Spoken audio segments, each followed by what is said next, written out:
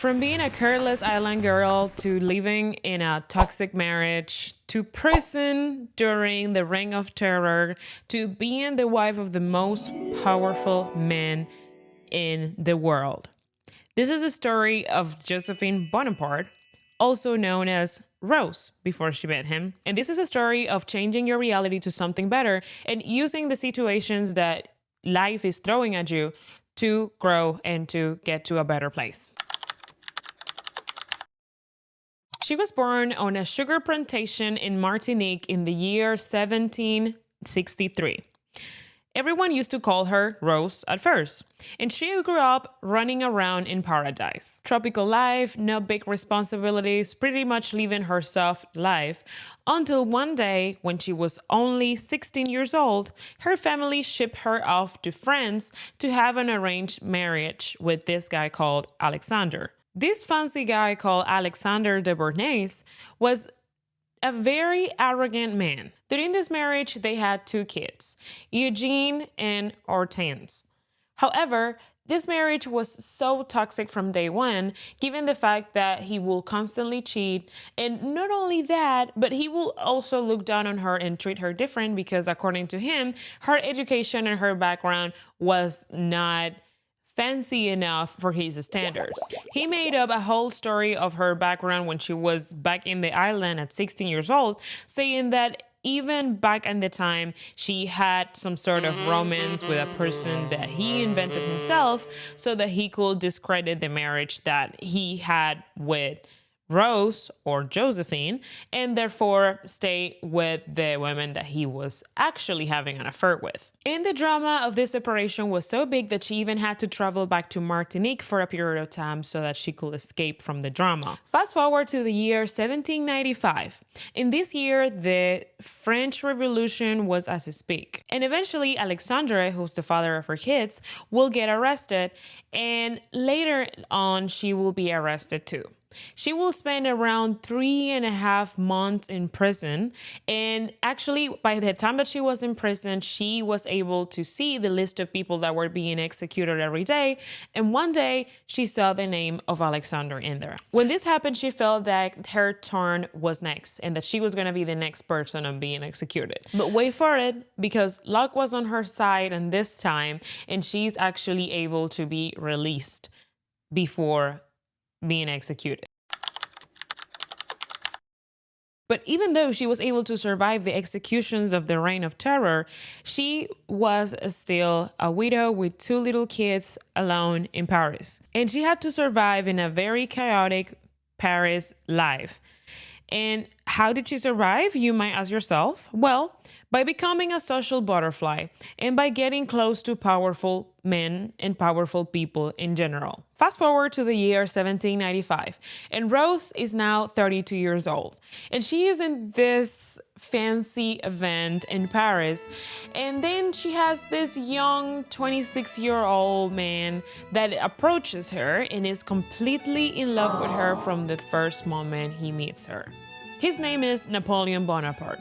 At first, she feels like he is a little too much over her and a little clingy and too obsessed with her, so she's not comfortable. She doesn't like him as much.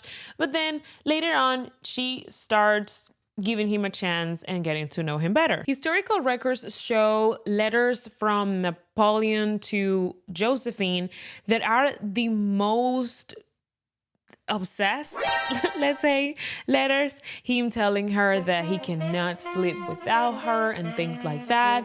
And later on, this strategy seemed to work because eventually they end up getting married by March of 1796. And remember I told you before that everybody used to call her Rose? Well, Napoleon decided that he didn't like that name as much, and therefore he will start calling her Josephine. So back to the marriage. They got married in this little civil ceremony.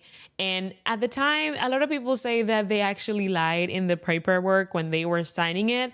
However, later on, while he was away conquering Italy and Egypt, she was back in Paris, and it is said that she was actually flirting with some officer, and that the rumor, of course, spread away super fast because this is a very powerful man.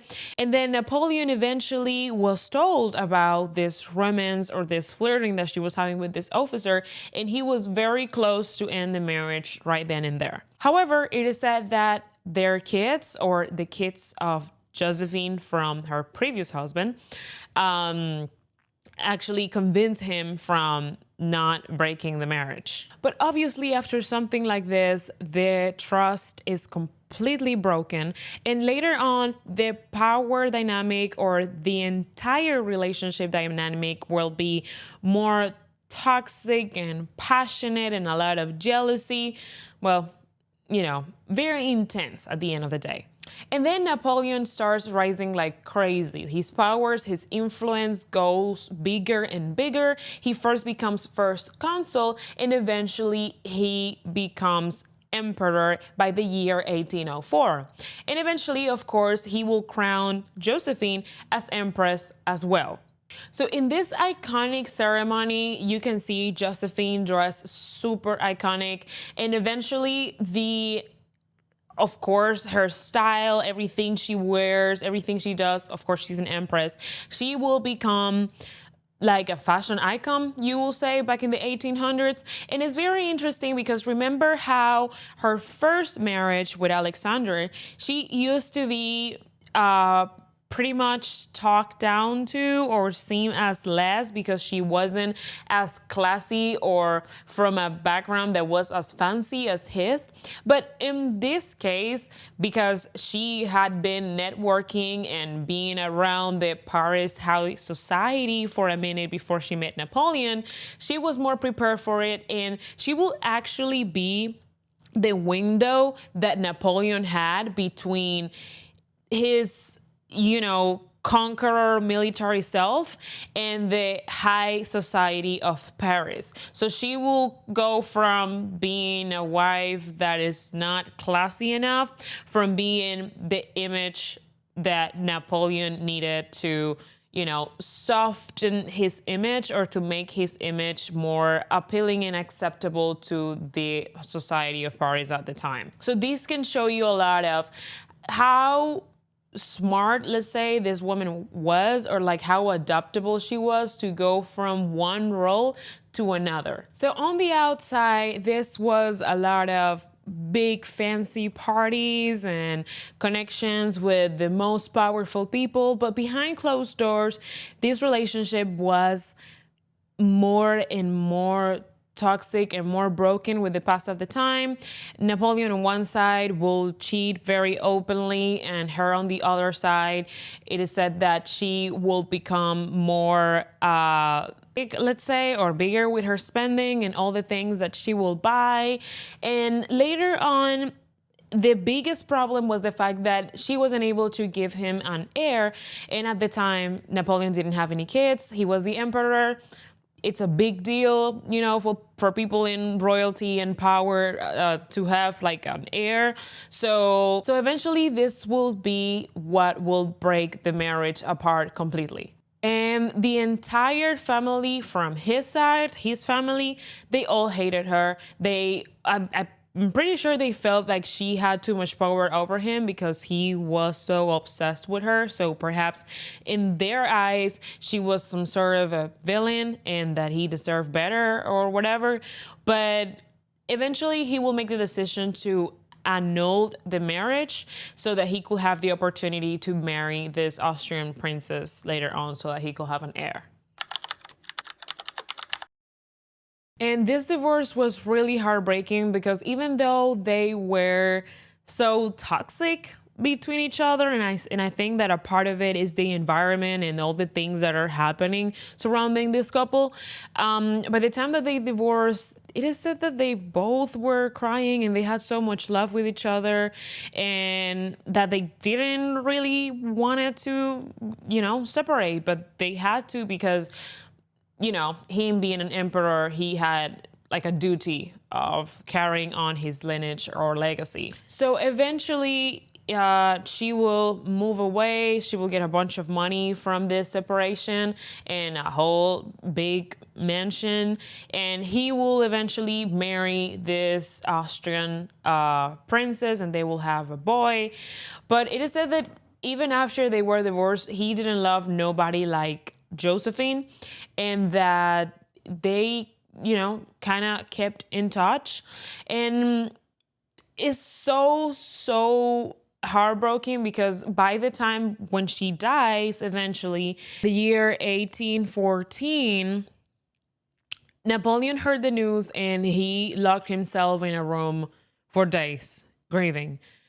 So this is many years after they separated, and still he was obsessed with Josephine. He's still in love with Josephine.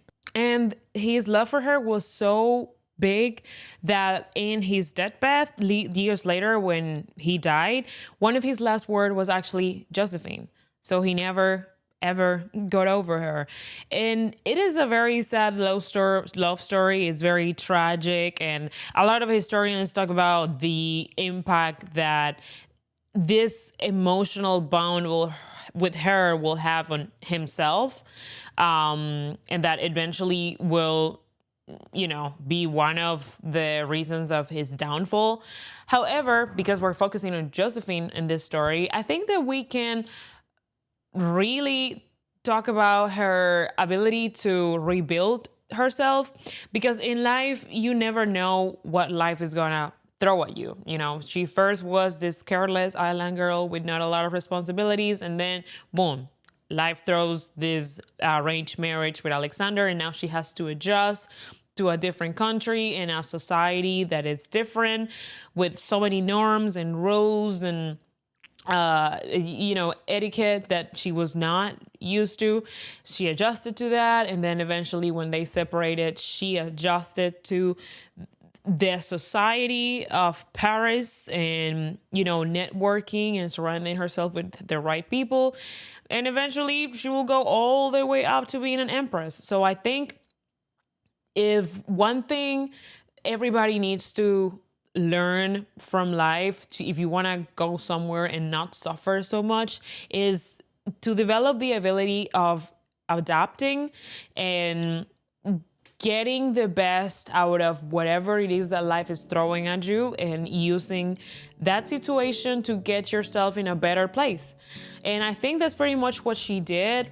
During her first marriage, she could have completely, gotten depressed, lay down, and, just let her life go away from her, because she had such a toxic marriage. But she didn't do that. She still was putting herself out there, and eventually, she was able to survive prison, and then she was able to meet Napoleon and, well, everything that we just mentioned. So yeah, if anything, we should take that, the ability to adapt yourself on whatever it is that life is throwing at you, and using that as your fuel to create something better and to make your life better. Thank you so much for listening to this story. I hope you guys have enjoyed it.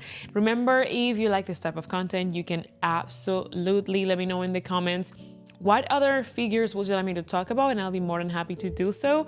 And see you on the next video. Bye-bye.